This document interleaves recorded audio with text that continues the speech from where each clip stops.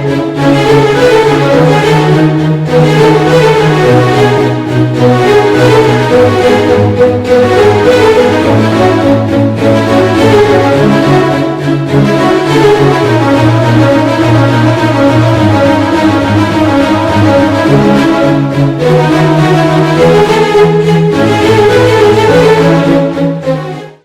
guys, today I'm going to be doing the Project Airbus and WIlco version 2 A380 merge, which a lot of people on Facebook have been requesting on the FSX group if you're in that, and I will put a link onto the VATSIM group because a lot of people want an A380 that's full VATSIM. As you can see by this background, it is pretty good quality and it is able to fly on online networks. So what we're going to be looking at, there's two parts to this tutorial. First part is going to be on the installation, so just installing it, customizing it, adding liveries, etc. Second part will be the planning, so that will be looking at, well, SimBrief, PFPX, fuel, all that sort of things. Third part in this first part of the video will be the aircraft setup, so setting up the FMC, just setting up the plane for a flight, etc. And then in part 2 will be the actual full flight, where we'll look at radios or getting into the air, flying it, descending, all of that good stuff. So we're first going to be doing the installation, which in part 1, yeah, I've put a different screenshot at the back so you can just see roughly the quality of the plane. It is a Project Airbus, so it's a freeware model with the cockpit is the new merge cockpit. Well, no, it's the new Project Airbus cockpit, but it's got the actual panels, the A380, the WIlco merged from the A340. So if we just get straight into the installation now. So first what we're going to do is we are going to open up this. You're going to install the WIlco Evolution 2. This does require a purchase, which I would recommend, not for the actual aircraft, but for the systems. It does work with FSX Steam Edition. It will pop up. You just run through it, and then you post in your serial and stuff. I'm not going to do it right now as I've already installed it. And what we're going to do is we're going to go into the A380 FSX file, and we're going to control copy and paste that into our FSX directory, and just going to paste it into there. This will automatically paste all the effects and everything into either file. However, and then if you go into the sim objects, go down to the A380, and if you notice there's 4 new A380s, all different variants. Same model, the only difference is the performance data. One thing I have got in my A380, which I can link these CFGs for it because mine are heavily tweaked, but I've got, where is it? Oh, it's in the normal A380 file. I have, anyway, what I have is the lights redux 3D files. I'll just paste a link for them in the description below. They are what I get in my presentation later on. You'll see volumetric lighting, that's how you get it. It also makes the lighting a lot more real because notice the strobes don't actually flash properly on the default Project Airbus, and that's how we get them flash. Okay, so if we go back into the Mega, and you'll notice there's other files. In documents we've got all the manuals and things, A380 checklist, it's got all the checklists, and then we've got all the briefings. This one, all the data for the A380. Then what we'll do is we will install the PFPX files, because this is what we actually need. So in order to copy and paste these PFPX files over, what we're going to have to do is you're going to have to go, and I'll just show you the root file for it. So I've already opened it up, and it is here. No, I didn't click on it. It's here. So it's the C drive uses public, it's not your actual domain, and public documents, PFPX data, and here is all the different templates, etc. And this way you can also put in new AirAC data and things. So what you're going to do is you're just going to drag and drop it into there. I'm not going to do it, I've already done it. It's just got all the different aircraft types. As you can see, I've got the A380s right there. That will mean that when you open up FSX, you'll have a PFPX. There will be A380s that you can customize. So now we're going to move on. That's pretty much it from the installation side of things. I will leave my CFGs as they are completely tweaked, the views and everything. I have got EasyDock, so I will leave the EasyDock camera file. So if you've got EasyDock in the description too, it'll be in the file. I'll combine all my files into one, make it easier for you to install. I would recommend using it. It is pretty good. All the views are all set up, cockpit views, so you can just flick through all those. It saves you a bit of time having to set them all up. Right, now going to go on to how to use PFPX and SimBrief with this aircraft. Right, so now we are in PFPX. I would recommend updating the nav data. Mine's on 1601, which seems to be fine at the moment. I can't bother to update anymore, but the default Aerosoft comes with Airbus 604 or something, which is very old, and you won't recognise half the citizen stars. So do update to later one, or else it will be it won't be very realistic, and you can't fly on the flying network such as VATSIM. So I'm gonna, for the sake of this tutorial, say you're all familiar with PFPX. I'm just gonna run through some basic stuff. So we're doing a flight. I'll do UK1 up from Dubai to Heathrow. One thing I will point out is that active sky, you can use active sky, however going through turbulence, the wings on the A380, the actual plane, because it wasn't designed for actual turbulence, it does sort of, it doesn't spaz out, but it does have quite a big effect. Now what we're going to do here is you're going to go to add a new aircraft, and it will be under, where is it? Here's the aircraft. Here they are, all three of them. So this is where you do have to be careful, because the performance here, see how it says 4.1 to 4.2 and 6.1, they do correspond to the planes in FSX, and they will have slightly different fuel flows, etc. So we're going to do 6.1, and you'll put in your registration, blah blah blah. All this is set correctly. You just might need to change the passenger capacity. I've already set it up, so I'll add in my aircraft. Set that, there we go. We'll load in. Random payload. I always do find high altitude. Always, it just seems to work better, personally. Blah blah blah. This will also be showing you how to put the company route in, which will come up in a bit later. So you've got all the route. Make sure it's all good. It's what you want. Citizen stars don't matter too much, because you can always change them. Compute the flight. Once you've computed the flight, this fuel flow, you have to save this flight plan. That's one of the most important. I always save it to a Dropbox first, because I can then open it up on my iPad. But you have to. I would recommend saving it, because you're going to.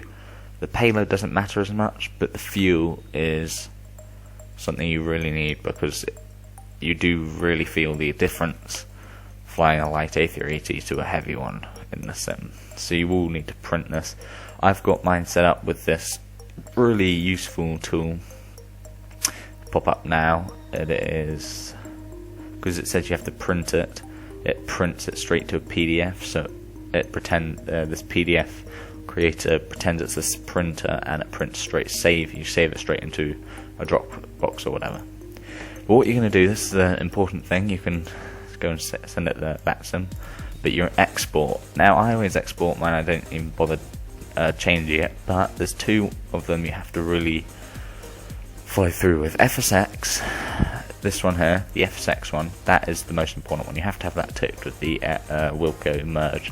You also need the WIlco Evolution A340 ticked. If If you have both those ticked, then nothing will go wrong, so you just save it in. And then when we open it up a bit later, when we're doing the actual flight, I'm showing you how to set up the aircraft, everything will come together. Now we're going to go on to the second to last part of part 1. So the second to last part of part 1 is using SimBrief.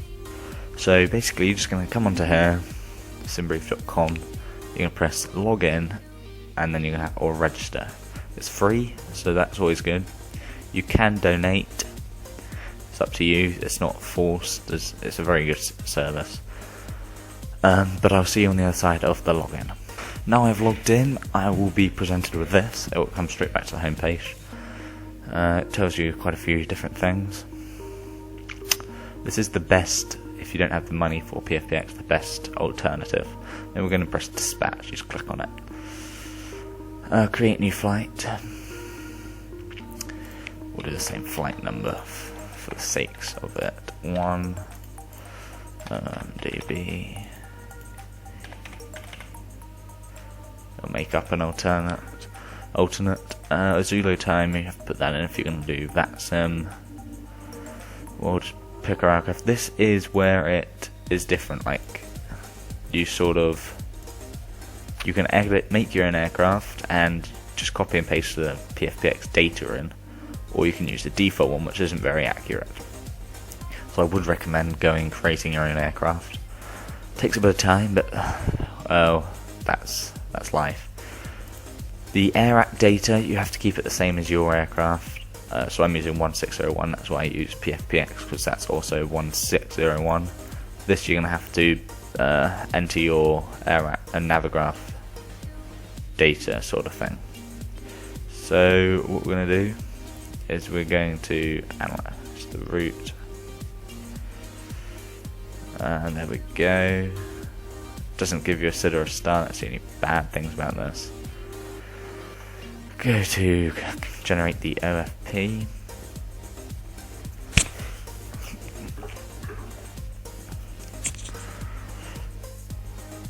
Yeah, there's a few negatives with this software. One being it doesn't tell you SIDs and stars, so if you're not familiar with what SIDs and stars you will be taking, it's quite annoying. That's why I like putting my flight plan from PFPX onto my iPad, so I can simply just look at it and be like, oh yeah, I need to do the so-and-so SID out of here, and I can just click it straight in. So there we go, tells us here, block fuel in kilos, tells us how long, blah blah blah. Here's an OFP. Fuel, I would recommend saving the flight plan, as it is just easier to have with you. Down at the bottom, like all flight plans, you've got your maps. This is one thing I do like about SimBrief 2 PFPX. It has a vertical profile which looks pretty cool. Here you're going to have to save the WIlco, the FSX, and whatever ones you want. So basically just click download, and you copy and paste that into where the default FSX plans are, which would be documents, FSX files, and then right into here. No, this one, right into here. These are all different plans, and you just paste them straight into there and it will work. And the WIlco, I'll download it and I'll show you where that goes. The WIlco plan you just downloaded will go, you have to find WIlco, or it will be under field there, Airbus, data, and you paste it straight into here, right here. It either goes there, yeah, that's where it goes. And here's where your nav data will go. Navigraph does do a WIlco data cycle, so that is always handy for FSX. Anyway, so once you've pasted all that in, we'll just go through some other bits and bobs whilst we're in this file here. So we're going to go to the Airbus 2 config. Now load manager, fuel panel, they don't really matter. Key config, that's also doesn't really matter. Configuration, and that's what matters. I have mine on intermediate. Choose your weight, and I always have my pause at top and descent, because it means when I'm off a network, because it means that I can do a flight, I can go and do whatever I want, and even if I come back, say, an hour after I'm supposed to descend, it will have paused. Now this is quite interesting. This is what you should probably keep it. It's on default on scroll lock, and I keep it on scroll lock because it's quite easy to. It's quite a good function when you get used to it. It's a bit annoying at first, but it's quite easy in the end and useful. So I really do like what they've done with this, because unlike PMDG and Aerosoft, where they have both the function where you click into the FMC to type, this one you just press the button on the keyboard, which is quite handy at times. Right, that is it from the installation, PFPX, all of that stuff. So let's get into the simulator and set this plane up for a flight to Heathrow. So I've just started up FSX, I'm on Steam Edition, and we're going to go to free flight. I've got EMB on, I can turn it on and off. It's quite a nice effect when you're flying, but for tutorial I'm going to turn it off because of the contrast. So I've planned this with PFPX, the same flight plan that I showed you, the EK1 UAE1 to Heathrow. I've then printed the flight plan using PDF Creator straight into my Dropbox, which I have opened up on my iPad. So now I've got all my aircraft. Scroll down to the bottom.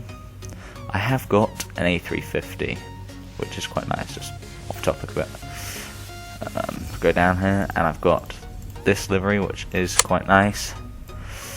Oh, I changed it. I have the animal livery, the United for Wildlife, in my files. Here's another. I've got a few Emirates ones. This is the 6 one, and I've got the 4 one. So we're just going to open that up. Doesn't really matter.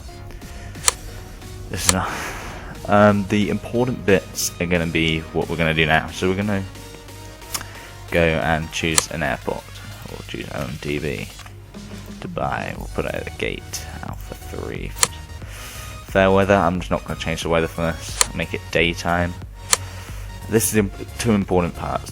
Firstly, you have to load in the default plan. This is why I said with the PFPX, you look straight in and it will come up. It's here. See OMDB EGL L01. That's the one we just put in from PFPX. We press open. You press OK. Don't press anything else. Just press OK. Then press no. Or else, if you press find route, it's going to find different waypoints, and the waypoints are already in there. Then we're going to go to fuel and payload. Now, this is don't listen to that. That's all crap. But we're going to change the fuel. Now, what PFPX is saying is the release fuel is 214,845 pounds. So we're just going to mess around with these until we get about that much. So we're just going to carry on changing these variables until we get pretty close.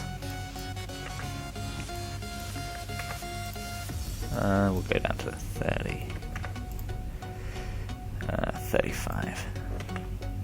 I always go a tiny bit over from, so that is, I said 214,875, and it's come out at 215,703, which is practically pretty good. Now, the other important thing is the max, the gross weight right here.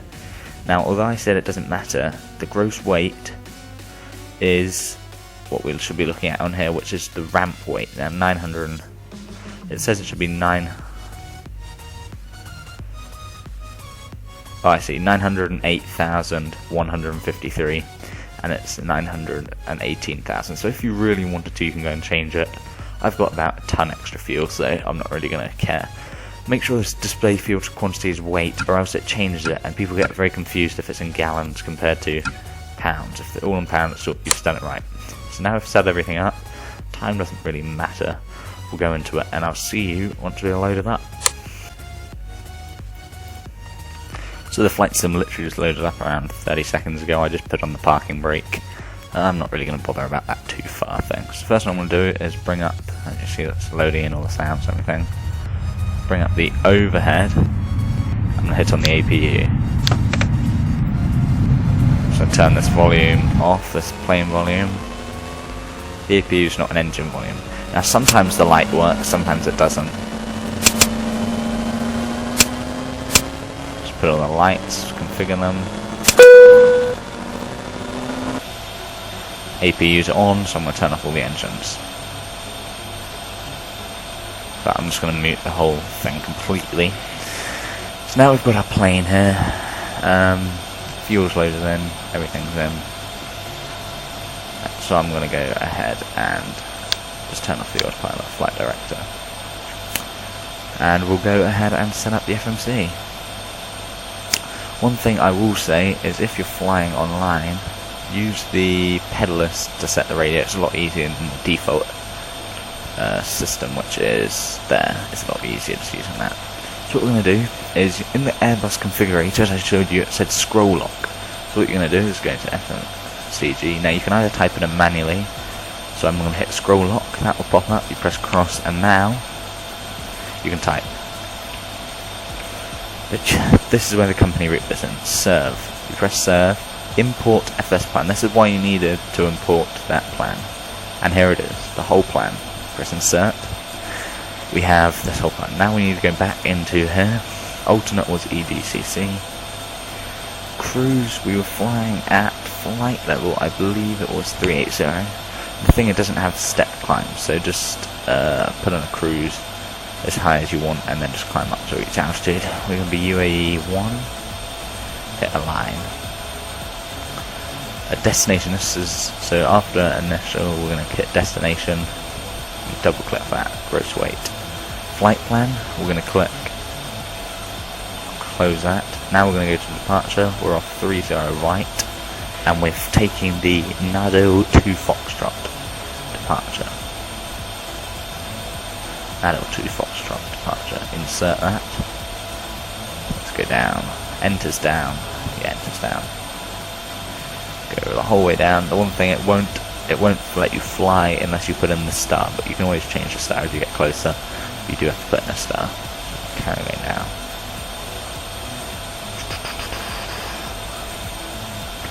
Well, wait, there's no quick way of doing this bit. Delete that. And we're at destination. You click on just EGL. Arrival. We're flying in on. Oh, I don't know what runway that is. Oh, arrival 09 right. I'm a big 3 delta to arrival. Big 3 delta. Big 3 delta? Yeah, big 3 delta. Insert. Now we're going to go back up. In fact, I'll leave going up. Basically, I'm just going to show you different heights. In fact, I will go up because I want to show you what restrictions. Now, the one thing that is a bit glitchy with this is restrictions. I would delete all restrictions because, or make them plus, because otherwise it will, if you have one that's higher and then it goes, so it's, there's a few restrictions I find that spaz it out a bit. See this one here, so it's saying that you have to be higher than 4,000 and you have to be higher than 3,000. Now that's fine normally, but it does spaz the system out, so I'm just going to put higher than 5,000 and that will make everything easier. Minus, if it's a minus 3,000, it says you have to be low. This estimated fuel on board doesn't really matter at all. This pop in flaps, takeoff shift doesn't really matter. Flex, I just put on a rough number. I put temperature. I don't know what the temperature is. I'll just put in 40 for the sake of it. Hit these don't really work. I mean, you take off at the right speed, but it doesn't really matter. It's all looking pretty good. Yep. Fuel, that doesn't really matter. That is what you'll be looking at. The estimated fuel on board doesn't actually work. So I'm going to hit scroll lock again. Go up. Whilst we're here, we'll actually just flick through. See how now we can also go to plan. Zoom out. Okay, I'm pressing enter on here, and you can look through the whole plan. Blah, blah, blah. Train radar doesn't really work. At least I don't think it does. You have to experiment with that. I might, whilst we're here, actually, I'll try main panel. Yeah, I don't know. You have to read the manual. It does actually work, but I haven't figured it out. So if anyone finds out, just leave it in the comments below. Okay, it's not typing, so we'll put on scroll lock. And are we still typing? bit of typing now. So now we're going to go up to, oh, that's outside, back to the cockpit, and we're going to put in our altitude. I think it's 4,000 at first, but because we're not online, I'm just going to take it straight up to 38,000.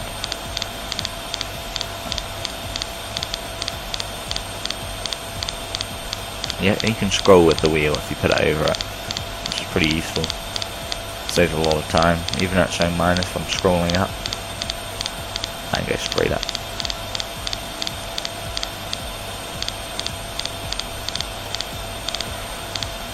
And there.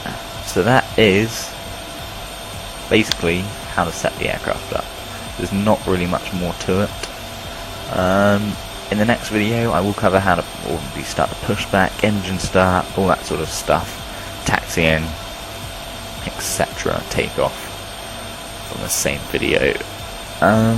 What I will do now, however, is I will go outside and have a look and show you around the views that I've set up. So I've got to avoid going to the world camera, which everyone knows spazzes out your flight simulator. I've set up two views, one straight for the cockpit, and in the cockpit I have this virtual cockpit sort of display. I believe one is what you'd actually see, because so I've just set it at one, and then if we go through, I've got FMC. This is not really set up that well. In fact, I'll change it now. It's a bit better. I'll change it back. And I've got my overhead. Everything seems to be to the right today. It's really weird. That's better. And then back to the cockpit. Now if we go outside, I've got this view. This is, if you look around, this is the view from my other video. It is set on the top deck from a business class perspective. This is what you actually see from business class. The other side, I've done this with every view. Down at the engine, which I do love a few of these views. Nose camera, and I like this view, it looks like and the tail camera. And of course this outside view, which is quite useful, I find, to check all your lights are working and things like that. I turn off the EMB series there, I go on to the overhead. This is why I get the shockwave lights, redux. See how it becomes volumetric, and then we've got the taxi lights. The wing lights, they spaz out, see, they don't actually really work half the time. Anyone knows a fix for that, please leave it in the comments below. If we just go up, the beacon lights, they're all sorted out. You have a look here. See, that's how they're supposed to be. And hang on, there it is. The strobes on the default Airbus don't really work. These actually do the double flick. Then at the back, they're volumetric. It's very nice when flying through different things. So, until the next video, that is bye from me, and hope you have enjoyed this tutorial. We will be back very shortly with the full flight one, which will cover practically everything from the setting up. I'll show you the setup. It's going to be a short flight from Dubai to Kuwait or somewhere. Just a short, really short flight. But it will show you everything. So I hope you have enjoyed this video, and I'll see you in the next part. Goodbye. Let it go, let my body go. Take our bodies higher and higher.